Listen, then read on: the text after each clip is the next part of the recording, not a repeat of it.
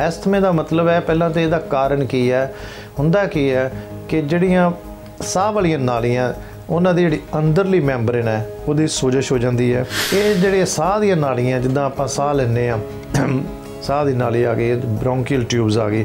ਐਸਥਮਾ ਹੋਵੇ, ਬ੍ਰੌਂਕੀਅਲ ਐਸਥਮਾ ਹੋਵੇ, ਐਲਰਜਿਕ ਐਸਥਮਾ ਹੋਵੇ, ਬ੍ਰੌਂਕਾਈਟਸ ਹੋਵੇ, ਪਲਮਨਰੀ ਐਮਫਾਈਜ਼ੀਮਾ ਹੋਵੇ, ਇਹ ਸਾਰੀਆਂ ਰੇਸ਼ੇ ਦੀ ਬਿਮਾਰੀਆਂ। ਛਾਤੀ 'ਚ ਰੇਸ਼ਾ ਜਮ੍ਹਾਂ ਹੋ ਜਾਂਦੀ, ਫੇਫੜਿਆਂ 'ਚ ਛਾਂ ਦੀ ਆਵਾਜ਼ ਆਉਂਦੀ ਹੈ ਔਰ ਗੱਲ ਉੱਥੇ ਹੀ ਅਖੀਰ ਆ ਜਾਂਦੀ ਹੈ ਕਿ ਇਹਦਾ ਕੋਈ ਇਲਾਜ ਹੈ। ਨਮਸਕਾਰ, ਸਤਿ ਸ਼੍ਰੀ ਅਕਾਲ, ਆਦਾਬ। Health time natural health care ਦੇ ਪ੍ਰੋਗਰਾਮ 'ਚ ਸਾਰੇ ਪਿਆਰੇ ਦਰਸ਼ਕਾਂ ਦਾ ਬਹੁਤ-ਬਹੁਤ ਸਵਾਗਤ ਹੈ। ਮੈਂ ਹੂੰ ਡਾਕਟਰ ਕੁਮਾਰ। ਤੁਸੀਂ ਦੇਖ ਰਹੇ ਹੋ ਪਿਛਲੇ ਕੁਝ ਹਫ਼ਤਿਆਂ ਤੋਂ ਅਸੀਂ ਇੱਕ ਪ੍ਰੋਗਰਾਮ ਸ਼ੁਰੂ ਕੀਤਾ ਹੋਇਆ ਅਲਫਾਬੈਟਿਕਲੀ। ਅਲਫਾਬੈਟਿਕਲੀ ਦਾ ਮਤਲਬ ਤਾਂ ਇਹ ਹੈ ਕਿ ਦੁਨੀਆ 'ਚ ਇੰਨੀਆਂ ਬਿਮਾਰੀਆਂ ਨੇ, ਫਿਰ ਵੀ ਜਿਹੜੀਆਂ ਕਾਮਨ ਬਿਮਾਰੀਆਂ ਸੀ ਉਹਦੇ ਬਾਰੇ ਜ਼ਿਆਦਾ ਡਿਸਕਸ ਕਰਿਆ ਕਰਾਂਗੇ। ਪਰ ਕਿਉਂਕਿ ਅਸੀਂ ਸਟਾਰਟ ਕਰ ਚੁੱਕੇ ਅਲਫਾਬੈਟਿਕਲੀ A to Z, ਮੇਰਾ ਖਿਆਲ ਹੈ ਕਿ ਪਿਛਲੇ ਕੁਝ ਹਫ਼ਤਿਆਂ ਅਸੀਂ 18 ਐਪੀਸੋਡ A 'ਤੇ ਕਰ ਚੁੱਕੇ ਹਾਂ, ਜਿਹਦਾ ਮਤਲਬ ਇਹ ਹੈ ਕਿ ਅਲਫਾਬੈਟਿਕਲੀ A to Z ਬਿਮਾਰੀਆਂ ਦੇ ਬਾਰੇ। ਠੀਕ ਹੈ, ਬਲੱਡ ਪ੍ਰੈਸ਼ਰ ਹੋਵੇ, ਸ਼ੂਗਰ ਹੋਵੇ, ਕੋਲੈਸਟਰੋਲ ਹੋਵੇ, ਨਾਮਰਦਾਨਗੀ ਹੋਵੇ, ਸਕਿਨ ਪ੍ਰੋਬਲਮ ਹੋਣ, ਐਕਨੀ ਹੋਵੇ, ਪੇਟ ਦੀਆਂ ਬਿਮਾਰੀਆਂ ਹੋਣ, ਛਾਤੀ ਦੀਆਂ ਬਿਮਾਰੀਆਂ ਹੋਣ, ਹਰ ਬਿਮਾਰੀ ਦਾ ਇਲਾਜ ਦੇਸੀ ਨੈਚੁਰਲ ਆਯੁਰਵੈਦਿਕ ਤਰੀਕੇ ਨਾਲ ਵਿਦਆਊਟ ਐਨੀ ਸਾਈਡ ਇਫੈਕਟ ਅਸੀਂ ਕਰਦੇ ਹਾਂ। ਜਿਹੜਾ ਇੰਨੇ ਸਾਲਾਂ ਤੋਂ ਤੁਸੀਂ ਪ੍ਰੋਗਰਾਮ ਮੇਰਾ ਦੇਖ ਰਹੇ ਹੋ, ਤੁਹਾਨੂੰ ਆਲਰੇਡੀ ਪਤਾ ਹੀ ਹੈ। ਪਰ ਕਿਉਂਕਿ ਸਾਰੇ ਪੇਸ਼ੈਂਟ ਕਹਿੰਦੇ ਆ ਵੀ ਟੀ ਵੀ ਦੇ ਪ੍ਰੋਗਰਾਮ ਤੁਸੀਂ ਨਾ ਬੰਦ ਕਰੋ, ਚੈਨਲ ਵਾਲੇ ਵੀ ਕਹਿੰਦੇ ਤੁਸੀਂ ਪ੍ਰੋਗਰਾਮ ਨਾ ਬੰਦ ਕਰੋ, ਇਸ ਕਰਕੇ ਮੈਨੂੰ ਕੋਈ ਟੌਪਿਕ ਨਵਾਂ ਤੋਂ ਨਵਾਂ ਚੁਣਨਾ ਪੈਂਦਾ।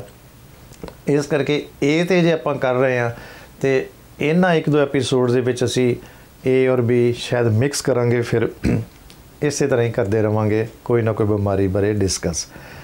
But in ਸਪਾਈਟ of the fact I am just letting you know that we are doing each and everything by Ayurvedic natural line of treatment, by the supplements without any side effects. Doesn't matter you're suffering from sugar, diabetes, hypertension, high cholesterol, skin problem, chest problem, abdominal problem, male and female sexual disorders. So let's start from A once again and choose the topic today, asthma. ਅੱਜ ਦਾ topic ਅਸੀਂ ਐਸਥਮਾ ਲੈਂਦੇ ਹਾਂ। ਥੋੜ੍ਹੇ time 'ਚ ਆਪਾਂ ਐਸਥਮਾ ਬਾਰੇ ਗੱਲ ਕਰਾਂਗੇ ਅਤੇ ਟਾਈਮ ਮਿਲਿਆ ਫਿਰ ਕਿਸੇ ਹੋਰ ਟੌਪਿਕ 'ਤੇ ਵੀ ਗੱਲ ਕਰਾਂਗੇ। ਇਹ 'ਤੇ ਇੰਨੀਆਂ ਬਿਮਾਰੀਆਂ ਬਾਰੇ ਗੱਲ ਕਰ ਚੁੱਕੇ ਅਤੇ ਅੱਜ ਦਾ ਟੌਪਿਕ ਐਸਥਮਾ ਮੀਨਸ ਦਮਾ। ਐਸਥਮਾ ਹੈ ਕੀ ਹੈ? ਦੇਖੋ, ਮੈਂ ਤੁਹਾਨੂੰ ਨਾਲ ਕਈ ਵਾਰੀ ਸਾਇੰਟੀਫਿਕਲੀ ਵੀ ਦੱਸ ਰਿਹਾ ਹੁੰਦਾ, ਮੈਡੀਕਲੀ ਵੀ ਦੱਸ ਰਿਹਾ ਹੁੰਦਾ, ਲੇਕਿਨ ਤੁਹਾਡੀ ਸਮਝ ਲਈ ਜਿੰਨੀ ਕੁ ਆ ਸਕਦੀ ਗੱਲ ਮੈਂ ਉਹਨਾਂ ਕੁ ਫਿਰ ਪੰਜਾਬੀ 'ਚ ਨਾਲ ਬੋਲ ਰਿਹਾ ਹੁੰਦਾ। ਐਸਥਮੇ ਦਾ ਮਤਲਬ ਹੈ ਪਹਿਲਾਂ ਤਾਂ ਇਹਦਾ ਕਾਰਨ ਕੀ ਹੈ, ਹੁੰਦਾ ਕੀ ਹੈ ਕਿ ਜਿਹੜੀਆਂ ਸਾਹ ਵਾਲੀਆਂ ਨਾਲੀਆਂ ਉਹਨਾਂ ਦੀ ਜਿਹੜੀ ਅੰਦਰਲੀ ਮੈਂਬਰੇਨ ਹੈ ਉਹਦੀ ਸੋਜਸ਼ ਹੋ ਜਾਂਦੀ ਹੈ। ਨੰਬਰ 2, ਇਹਦੇ ਵਿੱਚ ਰੇਸ਼ਾ ਜੰਮ ਜਾਂਦੀ ਹੈ। ਨੰਬਰ 3, ਜਿਹੜੇ ਮਸਲਸ ਹੈ ਉਹਨਾਂ ਦੀ ਕੰਟਰੈਕਸ਼ਨ ਹੋ ਜਾਂਦੀ ਹੈ। This I am telling you scientifically that the causes of the asthma are the contraction of the muscles causing spasm, and number 2, there is a lot of accumulation of the mucus in the tubes, and number 3, there is also inflammation in the mucous membrane, accumulation of the mucus, and also there is a spasm in the muscles, contraction of the muscles and inflammation of the tubes. ਇਹ ਜਿਹੜੇ ਸਾਹ ਦੀਆਂ ਨਾਲੀਆਂ ਜਿੱਦਾਂ ਆਪਾਂ ਸਾਹ ਲੈਂਦੇ ਹਾਂ, ਸਾਹ ਦੀ ਨਾਲੀ ਆ ਗਈ, ਬ੍ਰੌਂਕੀਅਲ ਟਿਊਬਸ ਆ ਗਈ। ਐਸਥਮਾ ਹੋਵੇ, ਬ੍ਰੌਂਕੀਅਲ ਐਸਥਮਾ ਹੋਵੇ, ਐਲਰਜਿਕ ਐਸਥਮਾ ਹੋਵੇ, ਬ੍ਰੌਂਕਾਈਟਸ ਹੋਵੇ, ਪਲਮਨਰੀ ਐਮਫਾਈਜ਼ੀਮਾ ਹੋਵੇ, ਇਹ ਸਾਰੀਆਂ ਰੇਸ਼ੇ ਦੀ ਬਿਮਾਰੀਆਂ। ਛਾਤੀ 'ਚ ਰੇਸ਼ਾ ਜਮ੍ਹਾਂ ਹੋ ਜਾਂਦੀ, ਫੇਫੜਿਆਂ 'ਚ ਛਾਂ ਦੀ ਆਵਾਜ਼ ਆਉਂਦੀ ਹੈ ਔਰ ਗੱਲ ਉੱਥੇ ਹੀ ਅਖੀਰ ਆ ਜਾਂਦੀ ਹੈ ਕਿ ਇਹਦਾ ਕੋਈ ਇਲਾਜ ਹੈ। ਮੈਂ ਗੱਲ ਕਰ ਰਿਹਾ ਦਮੇ ਦੀ। ਅੱਜ ਦਾ ਟੌਪਿਕ ਦਮਾ। ਸਾਰੇ ਕਹਿਣਗੇ ਵੀ ਦਮਾ ਕਦੀ ਠੀਕ ਨਹੀਂ ਹੁੰਦਾ, ਜਿੱਦਾਂ ਪਹਿਲਾਂ ਆਪਾਂ ਗੱਲ ਕਰਦੇ ਸ਼ੂਗਰ ਕਹਿੰਦੇ ਠੀਕ ਨਹੀਂ ਹੁੰਦੀ। ਕਿਉਂ? ਅੰਗਰੇਜ਼ੀ ਦਵਾਈਆਂ ਦੇ ਨਾਲ ਇਹ ਹੀ ਹੈ ਕਿ ਜਾਂ ਤਾਂ ਤੁਹਾਨੂੰ ਦੇਖੋ, ਮੈਂ ਤੁਹਾਨੂੰ ਇੰਨੀ ਵਾਰੀ ਦੱਸਿਆ ਕਿ ਮੈਂ ਵੀ ਅੰਗਰੇਜ਼ੀ ਕਰਦਾ ਰਿਹਾ, ਸਾਰੀ ਉਮਰ ਅੰਗਰੇਜ਼ੀ ਔਰ ਦੇਸੀ ਦੋਨੇ। ਲੇਕਿਨ ਐਲੋਪੈਥੀ 'ਚ ਜਿੱਦਾਂ ਅਸੀਂ ਦੇਖੋ ਇੰਡੀਆ ਜਦੋਂ ਪ੍ਰੈਕਟਿਸ ਕਰਦੇ ਸੀ, ਅਸੀਂ ਉੱਥੇ ਐਮਾਈਨੋਫਾਈਲਿਨ, ਡੈਰੀਫਾਈਲਿਨ, ਐਫਿਡਰਿਨ, ਫਿਰ ਪੰਪ, ਇਹ ਜਿਹੜਾ ਵੀ ਐਸਥਮੇ ਦਾ ਭਾਵੇਂ ਅੱਜ ਕੱਲ੍ਹ ਬੱਚੇ ਵੀ ਹੈ ਉਹ ਇਸੇ ਵੇਲੇ ਤੁਹਾਨੂੰ ਪੰਪ ਦੇ ਦੇਣਗੇ। Those are steroids. ਜਿਹਨੂੰ ਵੀ ਪੰਪ ਲਾਇਆ ਫਿਰ ਸਾਰੀ ਉਮਰ, ਉਹਦਾ ਮਤਲਬ ਸਿਰਫ ਇੰਨਾ ਹੀ ਹੈ ਕਿ ਟੈਂਪਰੇਰੀ ਟ੍ਰੀਟਮੈਂਟ ਹੋ ਜਾਂਦੀ ਹੈ once you start those bronchodilators. Allopathic ਦੇ ਵਿੱਚ ਦਮਾ ਦੇਖੋ, ਅਲਰਜਿਕ ਦਮਾ ਵੀ ਹੋ ਸਕਦਾ ਹੈ, ਬ੍ਰੌਂਕੀਅਲ ਦਮਾ ਵੀ ਹੋ ਸਕਦਾ ਹੈ। ਅੱਜ ਦੇ ਥੋੜ੍ਹੇ ਟਾਈਮ 'ਚ ਆਪਾਂ ਗੱਲ ਕਰਦੇ ਹਾਂ, ਭਾਵੇਂ ਉਹ ਅਲਰਜਿਕ ਦਮਾ ਹੋਵੇ ਭਾਵੇਂ ਉਹ ਬ੍ਰੌਂਕੀਅਲ ਦਮਾ ਹੋਵੇ। ਜਿਹੜਾ ਸਾਡਾ ਲਾਈਨ ਆਫ ਟ੍ਰੀਟਮੈਂਟ ਹੈ, ਤੁਹਾਨੂੰ ਜਾਣ ਕੇ ਖੁਸ਼ੀ ਹੋਏਗੀ ਕਿ ਉਹਦੇ 'ਚ ਕੀ ਹੁੰਦਾ ਹੈ ਕਿ ਬਲਗਮ ਰੇਸ਼ਾ ਬਾਹਰ ਕੱਢੀ ਦੀ ਹੈ।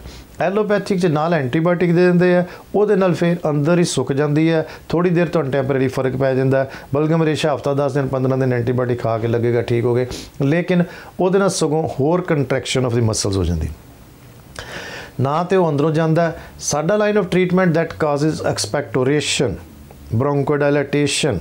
ਉਹਦਾ ਮਤਲਬ ਕੀ ਹੈ ਕਿ ਬ੍ਰੌਂਕੀਅਲ ਟਿਊਬਸ ਨੂੰ ਖੋਲ੍ਹਿਆ ਜਾਂਦਾ। ਔਰ ਮੈਂ ਤੁਹਾਨੂੰ ਦੱਸਾਂ, ਤੁਸੀਂ ਆਪਣੇ ਆਪ ਕੀ ਕਰ ਸਕਦੇ ਹੋ ਅਤੇ ਸਾਡਾ ਲਾਈਨ ਆਫ ਟ੍ਰੀਟਮੈਂਟ 'ਚ ਕੀ ਫ਼ਰਕ ਹੈ, ਕਿਉਂ ਪਰਮਾਨੈਂਟ ਇਹਦੇ ਨਾਲ ਠੀਕ ਹੁੰਦਾ ਕਿ ਉਹ ਰੇਸ਼ਾ ਬਾਹਰ ਨਿਕਲਦੀ, ਛਾਤੀ ਸਾਫ਼ ਹੋ ਜਾਂਦੀ ਹੈ, ਰਾਹਤ ਮਿਲਦੀ ਹੈ, ਜਿਹੜਾ ਛਾਂ ਦੀ ਆਵਾਜ਼ ਉਹ ਖਤਮ ਹੋ ਜਾਂਦੀ ਹੈ।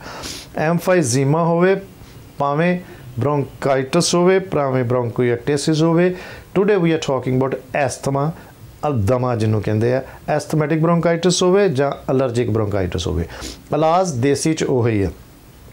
ਤੁਸੀਂ ਆਪਣੇ ਆਪ ਕੀ ਕਰ ਸਕਦੇ ਹੋ, ਆਪਣੇ ਆਪ ਜਿੱਦਾਂ ਤੁਸੀਂ ਕਰਨਾ ਹੋਵੇ, ਕੁਛ ਇਹਦੇ ਤੋਂ ਰਾਹਤ ਲੈਣੀ ਹੋਵੇ, ਹੌਟ ਵਾਟਰ ਕੰਟੇਨਰ ਦੇ ਵਿੱਚ ਤੁਸੀਂ ਐਲੋਵੇਰਾ ਲੋਸ਼ਨ ਪਾ ਲਓ, ਨਾਲ ਯੂਕਲਿਪਟਸ ਪਾ ਲਓ, ਫਿਰ ਉਹ ਤੁਸੀਂ ਆਪਣਾ ਮੱਥਾ ਢੱਕ ਕੇ ਤੇ ਉਹਦੀ ਭਾਫ਼ ਲਓ। ਉਹਦੇ ਨਾਲ ਕੀ ਹੋਏਗਾ, ਮੱਥੇ 'ਚ ਜਿਹੜੀ ਰੇਸ਼ਾ, ਹਾਂ ਮੂੰਹ ਤੋਂ ਜ਼ਰਾ ਬਚਾ ਰੱਖਣਾ ਕਿ ਭਾਫ਼ ਸਿੱਧੀ ਮੂੰਹ ਨੂੰ ਨਾ ਪਵੇ, ਅਤੇ ਫਿਰ ਉਹ ਭਾਫ਼ ਦੇ ਨਾਲ ਥੋੜ੍ਹੀ ਰੇਸ਼ਾ ਬਲਗਮ ਬਾਹਰ ਨਿਕਲਦੀ ਹੈ। This is what you can do your own. ਮਲੱਠੀ ਖਾ ਲਓ, ਮਿਸ਼ਰੀ ਲੈ ਲਓ, ਇਹ ਤਾਂ ਚੀਜ਼ਾਂ ਤੁਸੀਂ ਆਪ ਕਰਨੇ। ਲੇਕਿਨ ਇੱਕ ਯਾਦ ਰੱਖਣਾ ਕਿ ਜਦੋਂ ਤੁਸੀਂ ਮੈਨੂੰ ਕਾਲ ਕਰਦੇ ਹੋ, ਉਪਾਏ ਲਈ ਮੈਨੂੰ ਕਾਲ ਨਹੀਂ ਕਰਨੀ। ਇਹ ਨਾ ਸਮਝਿਓ ਕਿ ਇੰਨੇ ਕੁ ਉਪਾਏ ਨਾਲ ਦਮਾ ਠੀਕ ਹੋ ਜਾਂਦਾ। ਅਸੀਂ ਜਿਹੜੀ ਦਵਾਈ ਭੇਜਾਂਗੇ, ਦਵਾਈ ਦੇ ਨਾਲ ਹੀ ਦਮਾ ਠੀਕ ਹੋਣਾ। ਅਸੀਂ ਤੁਹਾਨੂੰ ਕੁਛ ਐਸੇ ਡ੍ਰੌਪਸ ਵੀ ਦੇਣੇ ਆ, ਤੁਸੀਂ ਨੱਕ 'ਚ ਵੀ ਪਾ ਸਕਦੇ ਹੋ, ਕੁਛ ਐਸੇ ਲਿਕੁਇਡ ਵੀ ਦੇਣੇ ਜਿਹਦੀ ਭਾਫ਼ ਵੀ ਲੈ ਸਕਦੇ ਹੋ। ਨਾਲ ਜਿਹੜੀ ਖਾਣ ਵਾਲੀ ਦਵਾਈ ਆ, ਉਹਦੇ 'ਚ ਜਿਹਦਾ ਨੈਚੁਰਲ ਐਂਟੀਬਾਇਓਟਿਕ ਹੁੰਦੇ ਆ, ਭਾਵੇਂ ਜਿੱਦਾਂ ਸ਼ਹਿਦ ਹੀ ਲੈ ਲਓ ਤੁਸੀਂ। ਮਲੱਠੀ, ਇੱਕ ਨਾਮ ਹੈ ਲਿਕੋਰਾਈਸ, ਗਲਿਸਰਾਈਜ਼ਾ ਗਲੈਬਰਾ। ਇਹ ਗਲਿਸਰਾਈਜ਼ਾ ਗਲੈਬਰਾ ਸਾਇੰਟੀਫਿਕਲੀ ਨੇਮ ਹੈ।